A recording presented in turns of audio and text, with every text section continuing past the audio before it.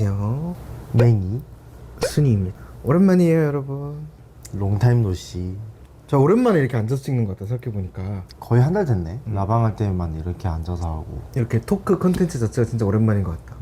그래서 오늘의 주제는 전세 사기 혹은 전세 사고를 당한 맹이와 순이의 초기 이야기. 전세 사기를 인지하고 그 이후의 상황들과 이 집에 대한 히스토리를 얘기해 드리기 전에 또 오랜만이니까 요즘 저희 근황이 어떤지 말씀을 들어볼까요? 일단 저는 여전히 다니던 그 회사에 노예로서 충직한가? 이제는 충직하지 않은 충직하고 싶지 않은 노비로서 열심히 일을 하고 있고요. 저는 현재 오늘 촬영 날짜 기준 7월 17일 기준 딱 다음 주면은 입사 한 달 차가 되는 상황입니다. 이제 월급도 받아봤고 괜찮은 것 같아요. 제가 원래는 영상 분야에서 일을 오래 하다가 급여만 생각하면은 사실은 이쪽에 있는 게 맞긴 했는데 이 업계의 비전 말고 내 개인적인 비전을 봤을 때는 너무 비전이 안 보여서 경력이랑 급여 같은 부분을 조금 내려놓고 장기적으로 봤을 때 제가 원래도 사회복지를 아예 안 할 생각은 아니었어요. 나중에 기회가 되고 뜻이 있다면 그때 한번 해보자. 나의 영상 이런 기술을 살려서 직업은 아니더라도 내 기술적인 부분에 기여할 수 있는 게 있을 수도 있지 않을까라는 생각을 항상 하긴 했었거든. 근데 결국 사회복지사가 되었습니다. 그리고 또 다른 근황, 그래서 순위를 따라서 저도 지금 회사가 너무 워라밸이 개똥망이라 순위 따라서 저도 한번 사회복지를 해볼까 생각 중이에요. 이번 2학기 때 방통대 하려다가 기간이 지나서 내년 1학기 때 한번 등록을 해서 방통대 다녀보려고 합니다. 3학년으로 편입을 해서 3, 4학년 다니고 저도 한번 사회복지를 해볼까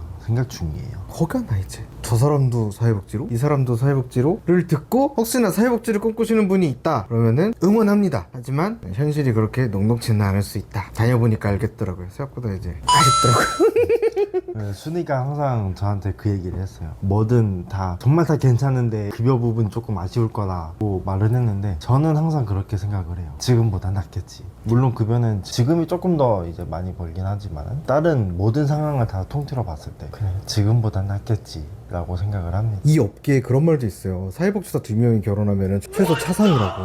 근데 진짜 공감은 돼. 급여가 너무 적으니까. 근데 그거는 어떻게 보면 이제 결혼하고 애 낳고 부양을 신경 써야 될 부모님이 계시고 뭐 이런 상황이라면 좀 그럴 것 같긴 한데 둘이 잘 먹고 잘 산다면 사실은 엄청 부족한 돈은 아니라고 생각하기 때문에 그래서 저도 막 말리지는 못했습니다. 애가 없는 게 제일 크지. 지출이 이제 확 줄어드니까. 지금 당장 맹이 형이 힘든 게 더 우선이기 때문에 그래서 이제 맹이 형은 내년에 방통대를 들어가서 사회복지를 할 의향이 있고 너무 워라밸이 똥망이라서 지금 제 건강이 좀 약간 다운된 상태예요. 면역력이 좀 떨어져가지고 대상포진도 걸리고 다래끼도 나고 목도 지금 살짝 부은 상태고 두통도 좀 있고 이 두통은 또 대상포진 때문에 아마 그런 것 같은데 맞박에 지금 대상포진이 생겨가지고 제 건강 상태가 조금 목 위로는 난리가 난 상태라서 그래서 이번 주말 내내 맹이 형이 유난히 되게 피곤해하고 힘들어하더라고. 근데 영향이 없지는 않은 것 같아. 그럴 거야 아마. 그래서 면역력이 떨어졌으니 몸보신을 해보자. 사실은 아까 낮잠 자다 일어났는데 제가 기운이 너무 없어가지고 냉장고 퍼먹기를 하려다가 몸보신을 해보자라는 말이 나와서 쪼꼬미를 먹고 왔는데 맛도 있더라.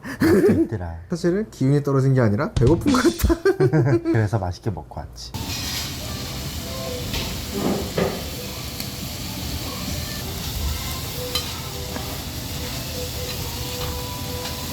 앞에 이렇게 영상이 올라갔을 거예요. 맛있어 보이죠? 방향이 여기인가? 여기인가?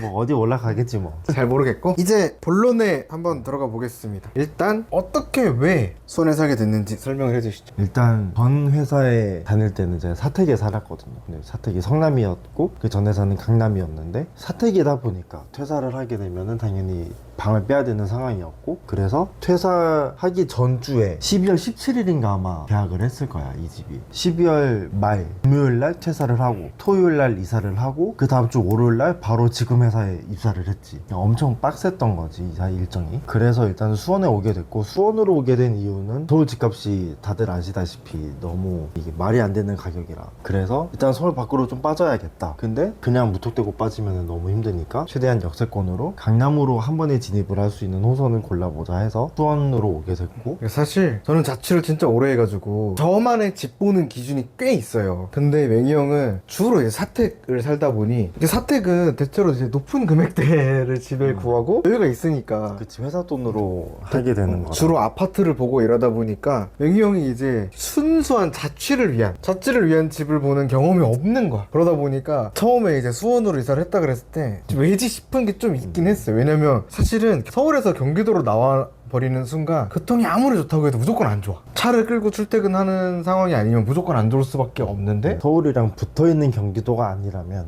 이제 맹이 형이 현실적인 이유 이제 집값 이랑 수인 분당선이 강남까지 바로 가니까 여유롭게 가겠지라는 마음이 좀 있었던 것 같아요. 살아보니까 뭐가 문제죠? 살아보니까 일단 수인분당선 자체가 너무 개똥쓰레기고 그게 1번. 갈 때는 상관없는데 집에 올 때 죽전행을 일단 걸러야 되잖아. 근데 만약에 죽전행을 놓쳤는데 다음 열차가 또 죽전행이야.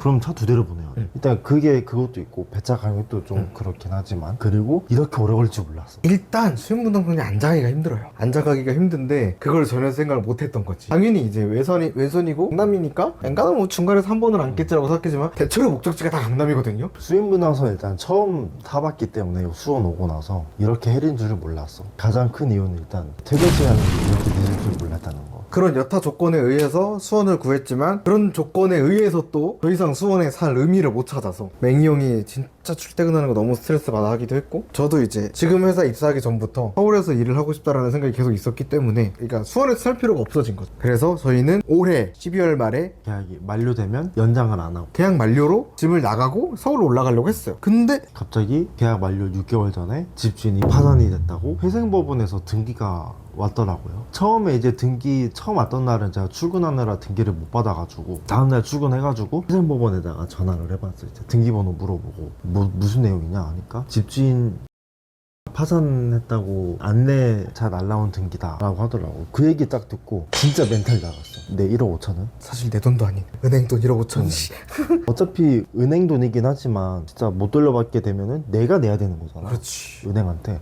완전 멘탈이 나가버린 거지. 내가 채권자이면서 채무자가 돼버린 거니까. 하필 또 그때 순이는 예비군 가느라 없었고 나 혼자 오롯이 이 멘탈을. 근데 그런 와중에 이제 훈련 중간에 한 이틀째 밤이었나? 이틀째 밤에 이제 맹이 형이 연락을 해서 저도 사실을 알게 됐죠. 파산당했다는 사실을. 근데 저도 이제 멘탈이 확 나갔다가 나는 약간 좀 그런 스타일. 나는 이렇게 내가 불합리함을 당하잖아. 그럼 그 이상을 갚아줘야 된다는 마인드가 좀 있는 사람이라서 멘탈이 나갔으나 내가 지금 여기서 우울해할 필요가 없다.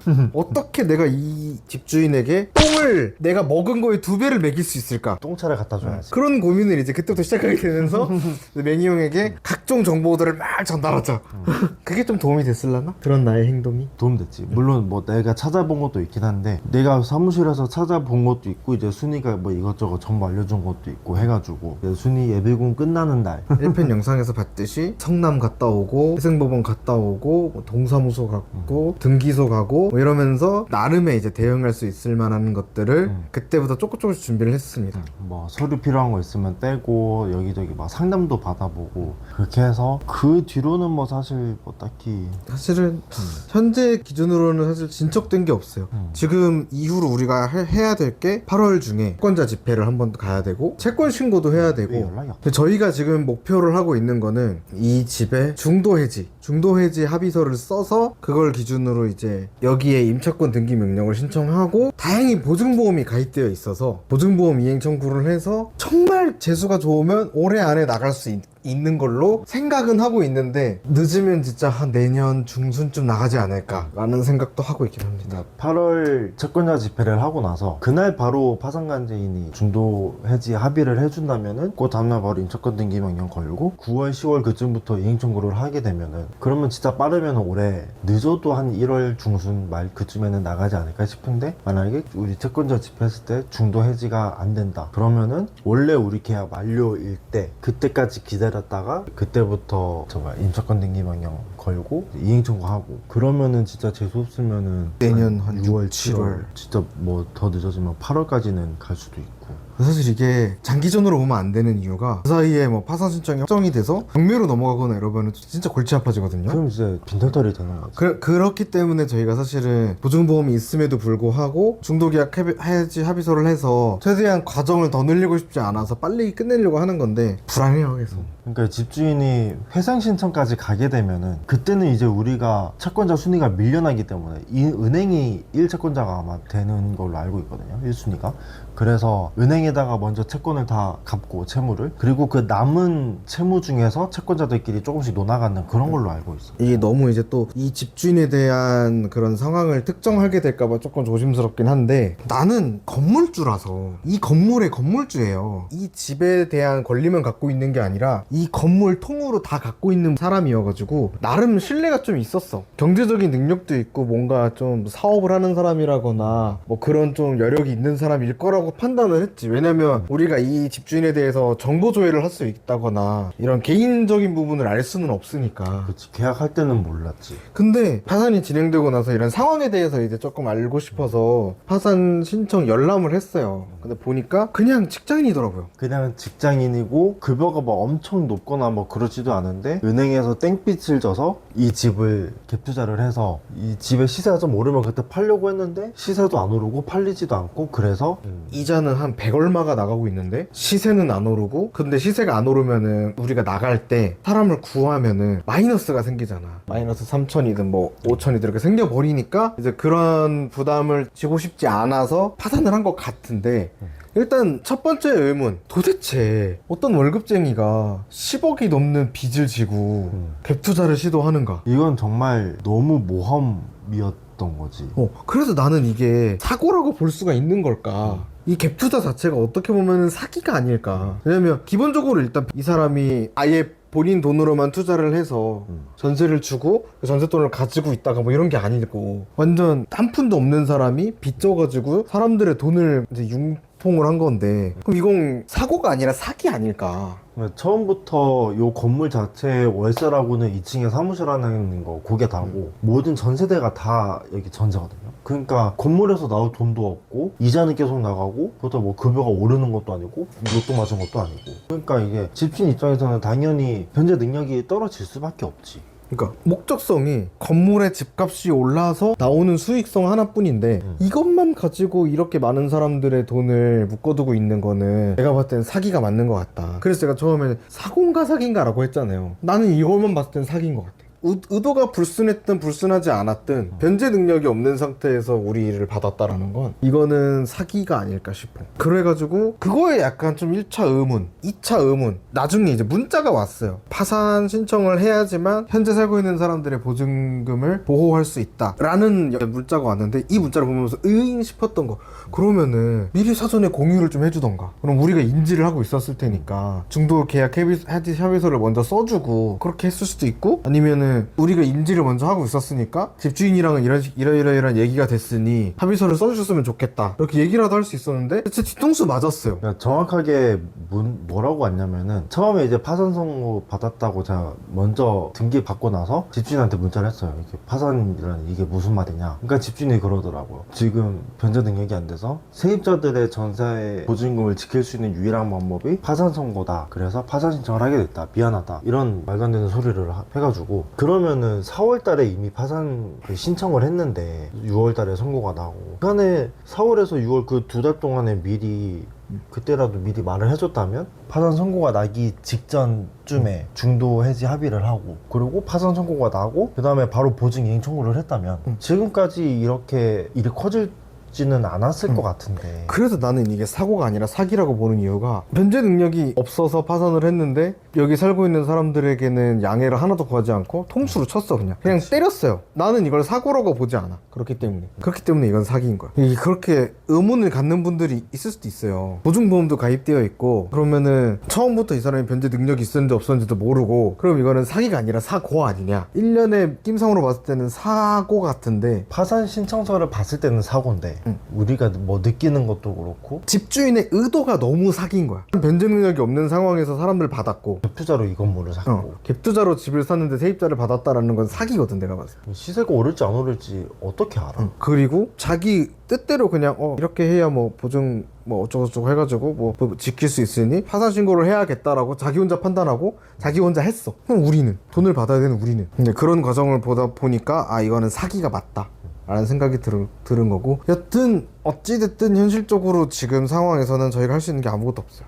파산관제인한테 내용 증명도 보내보고 이런저런 얘기를 해도 거기서 하는 말은 기다려라, 채권자 집회 때까지 기다려라. 계속 기다려라. 근데 말이 안 돼. 돈이 걸려있는 사람들이 어떻게 가만히 앉아서 기다리라 그래. 파산관제인도 그러더라고. 마음은 알겠으나 절차라는 게 있다. 기다려라. 그러면은 그 절차가 어떻게 진행되고 있는지라도 알려주든가. 그러니까 아무것도 알려주지 않으면서 이 집에 걸려있는 돈은 1억 5천이나 달려있는데, 물론 파산관제인이 변호사도 아니고 그 사람에 의해서 이렇게 적극적으로 나설 필요는 없으나, 자기가 연락을 그렇게 받기 싫으면 뭐 어떻게 진행이 될 거고, 본인이 먼저 연락을 해줘야지. 어떤 과정이 진행이 될 거고, 어떻게 될 거고, 이렇게 될 거니 그날까지 기다려달라 라고 해야 여기 사는 사람들 입장에서도 이렇게 진행되는구나 이해라도 하지. 재산조사가 얼마나 됐고 뭐 언제까지는 다 끝날 것 같고 이걸 거를 공유를 해주면, 입주민들한테 한 명한테라도 공유해주면, 지금 입주민들끼리 다 단톡도 만들어 놨거든요. 한 명한테라도 공유를 해주면은 어떻게든 입주민들한테 다 이제 공유가 되니까 그 내용이 아무 연락도 없어. 지금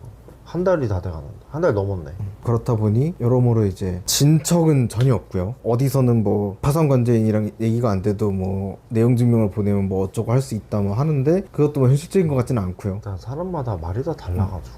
일단 8월에 채권자 집회를 기다리고 있고, 아마 채권자 집회가 끝나면 이제 채권 신고도 가능하지 않을까라고 생각을 하고 있습니다.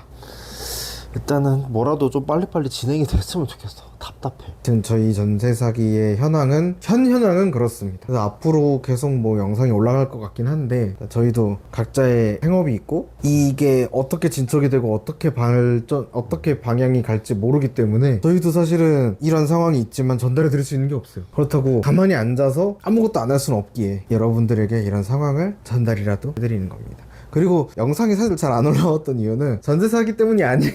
제가 주 편집자인데, 제가 지금 취업한 지 얼마 안 돼서 사생활 적응하고 이러느라 너무 힘들어가지고 편집을 할 수가 없어요. 계속 오면 자고.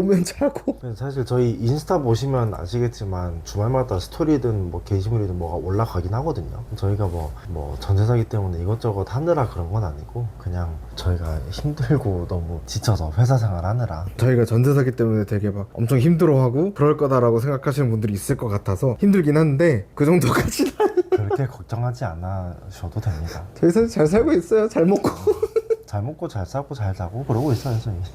여튼 다들 시청해주셔서 감사하고, 아직 끝나진 않았지만 또 언젠간 이사 브이로그를 올리는 날이 오겠죠? 사실 저희가 다음 집은 계획하고 있는 건 조금 이제 작고 월세로 갈 거고, 조금 이제 뭐 컨디션이 안 좋은 집을 가더라도 집으로 나가는 돈을 좀 아껴서 가지고 있는 대출을 좀 털고 이럴 계획을 좀 하고 있습니다. 왜냐면은 전에 한번 영상에서 말했던 것 같은데, 주담대를 받으려면은 전세 대출 제외한 다른 대출이 없어야 이제 대출이 잘 나온다고 하더라고요. 그래서 이 전세 사기를 한번 겪고 나니까 너무 집을 사고 싶은 열망이 이만큼 올라와가지고. 사실 집을 살지 안 살지는 모르겠는데, 언젠간 사겠지. 그거 사실 언젠지 모르겠는데, 일단 가지고 있는 빚은 털고 싶기 때문에 집에 나가는 돈을 사실 최대한 줄여야. 그러니까 그 다음 집 계약 기간이 끝나기 전에 다는 못 털더라도 최단이라도 털어놔야 그 다음 집 이사 갈 때 뭐 또 대출을 조금이라도 뭐 더 받고 그러니까. 앞으로도 사실 뭐 이전처럼 제가 백수일 때처럼 매주 이렇게 영상이 올라오는 거 좀 힘들 것 같고요. 짬짬이 계속 편집해서 달에 뭐 한 개든 두 개든 꾸준히 올릴 테니까, 다들 여러분의 삶을 살면서 저희의 삶을 응원해 주시고 저희의 앞날을 기대해 주시고, 그러다 보면은 좋은 날이 와서 편집자도 쓰고 그러는 날이 오겠죠? 우리 사업도 하고.